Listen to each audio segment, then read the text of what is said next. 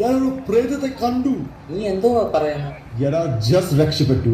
ഒരു വെള്ള സാരി ഉടുത്ത സ്ത്രീ എന്റെ തൊട്ട് പുറകെ ഉണ്ടായിരുന്നു. ആ വെള്ളസാരി ഉടുത്ത സ്ത്രീക്ക് മീശ ഉണ്ടായിരുന്നു.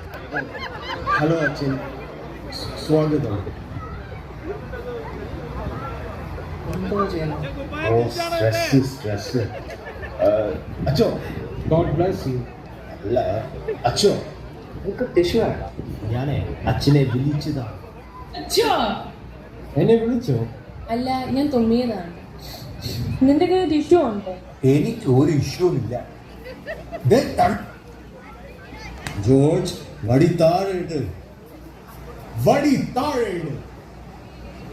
മോനെ, അച്ഛനാടാ പറയുന്നേ, വടി താഴെ ഇടടാ.